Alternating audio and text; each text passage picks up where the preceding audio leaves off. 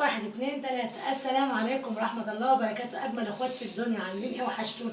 خلاص عدى 20 يوم من رمضان، كل سنة وأنتم طيبين. داخلين على عيد الفطر بقى، على العيد الصغير، كل سنة وأنتم طيبين. عيد السردين، عيد الرنجة، عيد الفسيخ. طبعا بنبقى كلنا طالعين من رمضان زهقانين طواجن وزهقانين فراخ ومحاشي، طبعا سفرة رمضان طول الشهر بسم الله ما شاء الله اللهم بارك. بنبقى طالعين من رمضان عايزين حاجه تفتح النفس، حاجه حرشه بقى كده. ليه تشتريها وانت بايدك تعمليه وباقل الاسعار بنص التكلفه؟ تعالي كده من غير كلام كتير، شوف هنخلي ايه النهارده. هنعمل النهارده السردين المخلي. دي السردينه السمكيه بتاعت الرنجه، دي السمكيه اللي بيتعمل بيها الرنجه. شايفين عامله ازاي؟ سمكيه مبطرخه. بصوا انا جايبه السمكيه المبتك عليها كده، تلاقي البطروخ بتاعها جامد. ما بحبش السمكيه اللي بيبقى البطروخ بتاعها طري ده. بصوا دي سمكيه مبطرخه. انا عملتها قبل كده مشويه وعملتها قبل كده مقليه. اللي حابب يخش يشوف الفيديو يدخل يشرفني وينورني، يدخل على قناه مطبخ السعاده مع الشيف هبه على اليوتيوب. بصوا حاجه بسم الله ما شاء الله. انا جايبه كيلو ونص، الكيلو ب 80 جنيه. جبت الكيلو ونص ده قطع كام يا هبه؟ قطع 120 جنيه. كيلو ونص ده ب 120 جنيه. هنخليهم النهارده بطريقه سهله وبسيطه.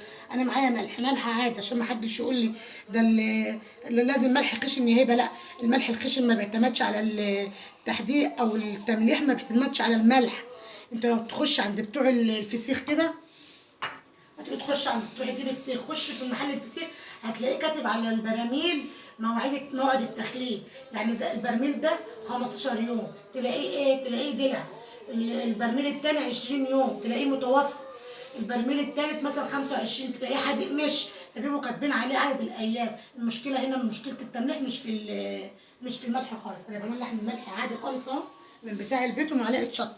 انت حابه تحط عليه كركم مفيش مشكله، انا مش حابه طعم الكركم في قلب السردين. هتاكلي احلى سردين زبده. وهجيب بسارية برضو، هجيب كيلو بسارية برضو اعمله. كان عايزه اقول لكم انا عملته بدل المره 2، بس انا عملته المره التانية شلت الدماغ وشلت البطن. فاكراها ملك؟ اقسم بالله ما قعد، اقسم بالله العظيم بقيت نضفته وشلت الدماغ بالبطن احسن 100,000 مره مما تعمليه بالدماغ بالبطن وتغسليه. لا لا، حاجه تانية خالص. انا عامله الفسيخ ولسه ما فتحتش عليه، ملوش اي ريحه رايحه جايه عليه كل يوم. تعالوا بقى نشوف هنخلي ازاي السردين القمر بتاعنا. انا عندي هنا كيس بس نضيف خالص اهو. هنفتح ولا احط عليه ملح ليمون ولا احط عليه اي حاجه. كل اللي انا هحطه حبه ملح كده في ايه، في قاع الكيس كده اهو زي ما انتم شايفين كده. وهنجيب السمكيه اهو، ويلا نقول بسم الله الرحمن الرحيم. ونخلي للسردين بتاعنا العسل، سردين العيد. بصوا كده اهو، نغشيش كده زي ما انتم شايفين اهو، سهل وبسيط ومش هياخد مننا حاجه. يعني ايه وقت حابه تحط له بقى، تحط له كركم مفيش مشكله. نحط السمكيه كده، المهم ان انت تحطي ايه عكس بعضه غير اهو. اي الفسيخ نفس القصه، بس انا حاطه في الفسيخ مناديل. إيه؟ لا مش حكايه مناديل، دي انا غسلاها كويس قوي. انا غاسله السردينه دي كويس جدا. السردين ده كويس جدا جدا فوق ما تتخيلوا، لغايه ما خليت موته زي الفل.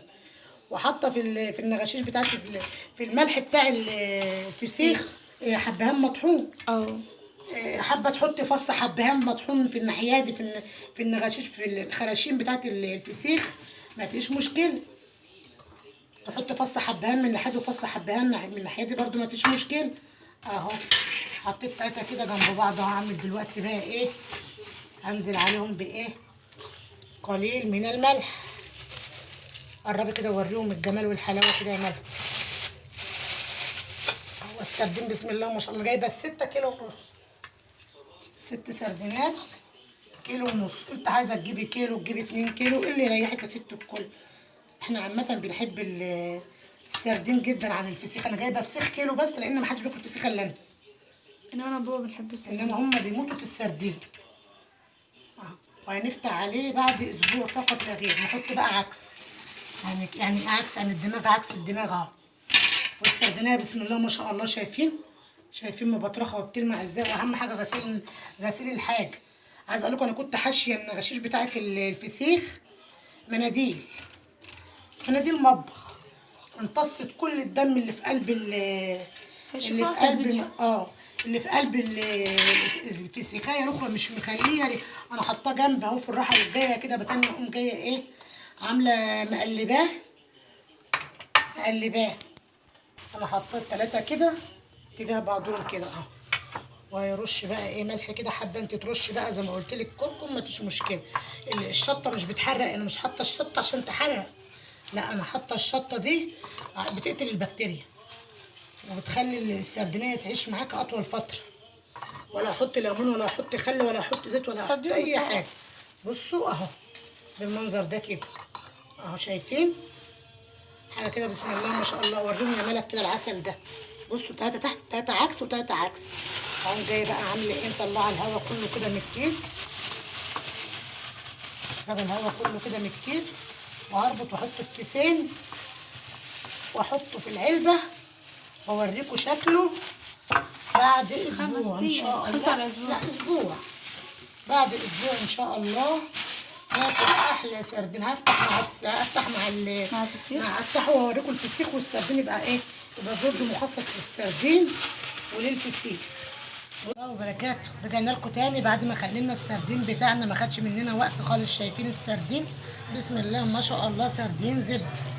بصوا الاحمر ده مش دم عشان ما حدش يقول لي ده دم، الاحمر ده شطه على بابريكا. شايفين السردين بسم الله ما شاء الله اللهم بارك. طلعش كله مفيش مكان. بصوا ده انا هعمله كله انضفه واحطه في علب في التلاجة عليه زيت بقى وليمون كده.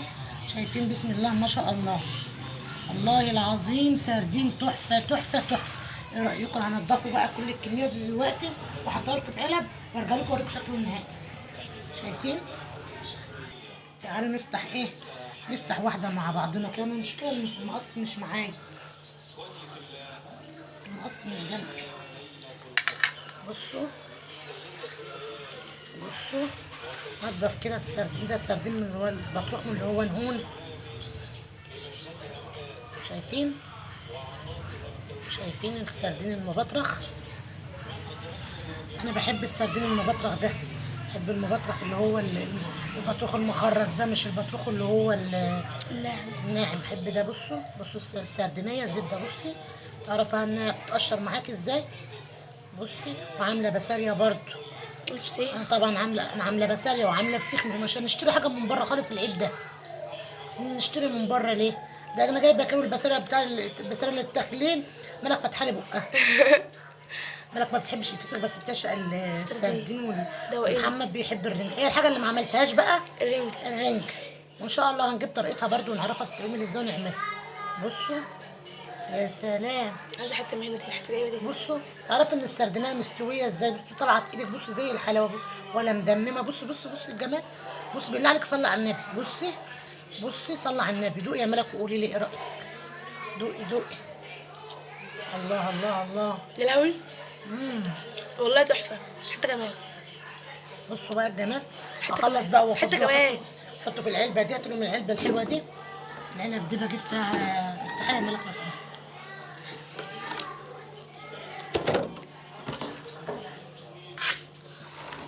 العلب دي زي ما انتم شايفين اهو. بصوا فصوص اهو. بصوا اهو.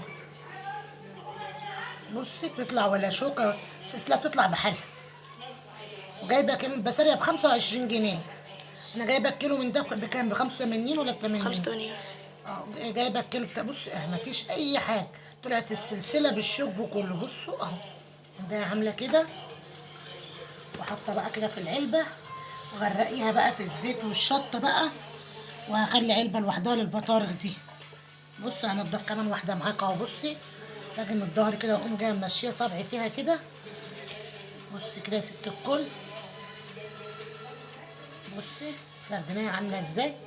بصي زبده والله العظيم 3 زبده، ولا ريحه نتانه ولا ريحه زفاره، ولا انت مش متاكده الحاجه مغسوله ولا مش مغسوله. طب احنا صفينا الفسيخ ده ليله كامله، حطينا في قلبه مناديل بصوا السردين عامل ازاي، وصفناه ليله كامله. هل هم بتوع الفسيخ بيوقفوا لك الفسيخ زي ما احنا ما بنحطه كده وبنصفيه وبنحطه في قلبه مناديل وبنحطه في قلبه حبهان وشطه والكلام ده كله؟ بيرموا عايزه ايه ملك بقها كلها. ملك بقها كلها. بصوا هاتي لي حته. بصوا استنى ما انضفها.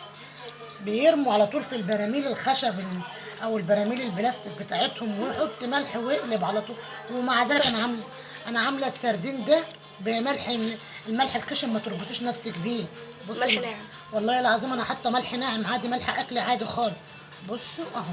محدش يقول لي يا ايه القرف ده. طبعا انا كده كده هغسل ايدي وهنطهر مكاننا بالكلور ومش هنخلي اي حاجه، بس انا حبيت اوريكم كل حاجه بالتفاصيل اهو.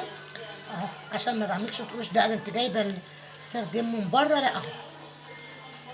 وجايبه كيلو البسله ب 25 جنيه. خلينا كذا مرة دي. انا مخليها كتير. خش على القناه وتشوفي طريقتها، وطريقتها هي نفس طريقه التخليل البسله، نفس طريقه تخليل الفسيخ، نفس طريقه تخليل السردين. بصوا اوريهم العلبه كده. طلعي من العلبه بقى على طول كده اهو. هغرقه دلوقتي بالزيت. مالك عماله اللي نضفه كفايه عشان ما يسقطش ميه. هو حدقه حلو طعمه حلو مش حادق. مش حاجة. انا مش محدقاه عشان نعرف ناكل بقى في العيد بقى. اديها بقى بصل بقى وبطاطس محمره وعيش قالي بقى واديها مترحمهاش. بصوا لو السردينيه معاكي تحس ان هي حادقه قوي، تلاقيها ناشفه ما بتفتحش معاك كده بسهوله كده. بصوا البطروخ، بصوا البطروخ جميل. انا بحب البطارخ دي جدا، هعبيها في علبه بتكلم منها بالشيء الفلاني. لو السردينيه بقى متخلله معاكي كتير يعني ناشفه وخدت عدت بصوا على ميعادها، بص تلاقيها بقى ما تطلعش، تلاقي السلسله دي تلاقيها تطلع من السمكه كده بمعجزه كده، وتلاقيها من السردينيه مهريه في ايديك انها ناشفه. لما بتحدق زاد عن اللزوم بتلاقي السردينيه ناشفه وملحفه ببعضها، انما ده زبده السلسله بتفصل في ساعتها ساعه ما بتفتحيه. بصوا بقى انا هسيب كل حاجه تتكلم عن نفسها. بصوا الجمال. بصوا انا بصوا علبه البطارخ دي نحط عليها زيت. اسف لجمداني بس محدش محدش هيقدر ياخد مكانه. ايوه. بصوا الحركه دي. طب بصوا الحركه دي. يا لهوي يا لهوي يا مستاهل. يا لهوي احلى سردين ده ولا ايه؟ بصوا بقى غطي بس عشان دي شطه. ولا علبه البطارخ دي اهو. انا بحبه حراق. بصوا الحركه دي. فاهمه. خرابي على الشطه يا خرابي بقى. وهحط في بصوا بقى البسله. صلوا على النبي قبل ما افتح البرطمان ده. صلوا على النبي. ادي السردين وعامله فيديو كامل لتخليل الفسيخ برضو من الاول للاخر. ماشي. وادي البطارخ اللي طلعت من السردين. البطارخ دي لو انت هتجيبيها شوف هتجيبيها بايه بالشيء الفلاني. علبه البطارخ دي بالشيء الفلاني. سموا الله بقى نقول بسم الله الرحمن الرحيم. بصوا قربي لهم هاتوا لهم الكاميرا بقى، هاتوا لهم من قلب بقى. بصوا بقى بس دي لسه دي تاني يوم لسه عاملاها النهارده. لسه عاملاها النهارده تاني يوم النهارده. بصوا حاجه كده بسم الله ما شاء الله اللهم بارك. بصوا بسارية عسل والكيلو ب25 جنيه. شوف انت بقى هتروحي تجيبي الكيلو بايه. شفت بقى العسل ده. وريهم كده يا ملك. وريهم السردين كده بتاعنا الجميل ده. ما خدش مننا وقت خالص. 5 ايام تاكل احلى فسيخ احلى سردين احلى بسارية ومنتهى الجمال وبالملح العادي بتاعنا. بصوا وريهم الزيت ده. زب بابريكا بشطه كده. انا ده كيلو البرطمان ده انا عاملاه كيلو وشايله الراس والبطن بتاعته عشان لما انا عملته بالراس والبطن زهقوني في اكله. زهقوني في الاكل في الاكل اللي بس يعني هو مش قادره اقاوم. حرام عليكم. تحفة. والله العظيم ما قادره اقاوم. بصوا